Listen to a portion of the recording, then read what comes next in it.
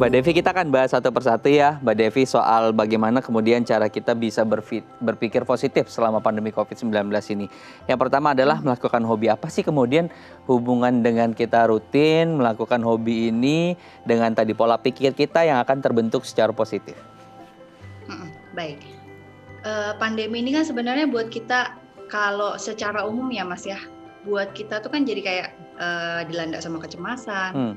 Terus pikiran kita juga negatif dengan berita-berita negatif yang ada ya. Jadi hobi ini bisa menjadi salah satu strategi coping.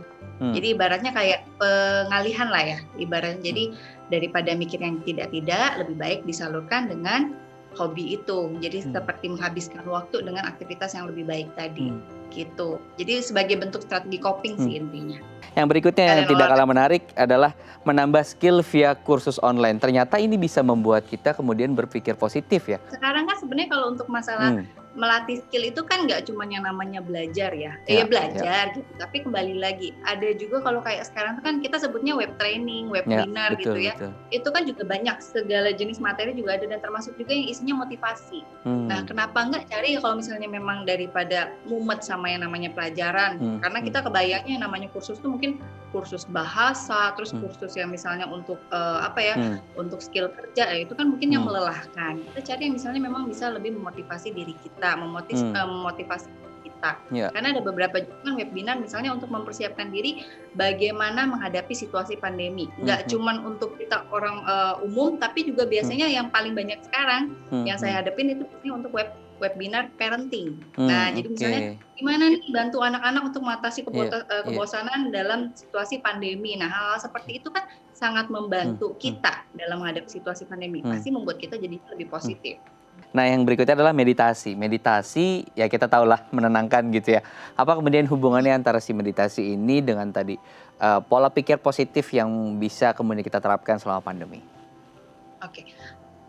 Namanya meditasi itu kan membantu kita menjernihkan pikiran, Mas. Jadi ibaratnya tuh kayak yang tadinya kotor-kotor dalam udah mumet ya kepala gitu ya, dengan meditasi itu membantu kita, pikiran kita jadi lebih jernih.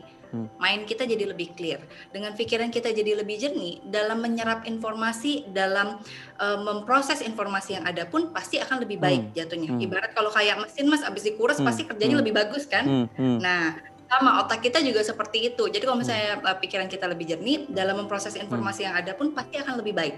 Jadinya kan kita nggak asal terdistorsi ya gitu, maksudnya terima informasi terus kita langsung serap terus kita langsung mikirnya yang aneh-aneh. Tapi dengan pikiran kita yang lebih jernih, pada saat informasi-informasi yang kita terima, kita akan lebih bisa menyaringnya dengan lebih baik, kita bisa proses yang lebih baik. Jadinya kita bisa memilah-milah informasi yang memang baik untuk diri kita sama yang tidak baik. Jadinya pasti lebih positif juga.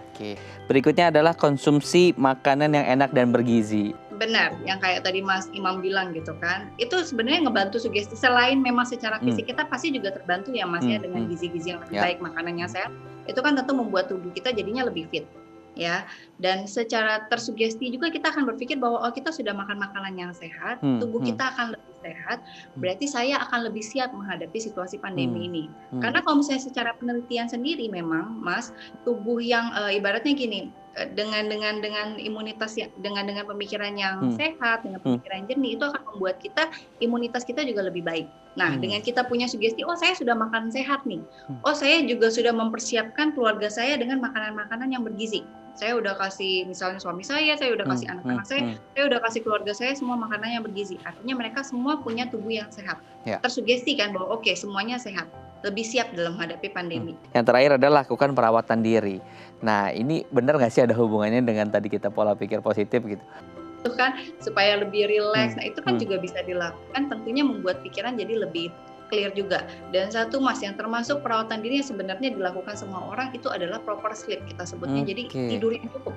Itu juga bagian dari perawatan diri. Dan itu kan bisa dilakukan selama pandemi karena apa? Waktu yang dimiliki jadinya lebih banyak. Mbak Devi, terima kasih, semua fun fact-nya sudah kita bacakan, sudah kita bahas. Semoga bermanfaat nih untuk masyarakat yang saat ini masih ketar-ketir, masih khawatir juga gitu ya menghadapi pandemi COVID-19. Apalagi sekarang kita tahu ada varian baru. Mbak Devi, terima kasih, sehat selalu, selamat beraktivitas kembali. Terima kasih.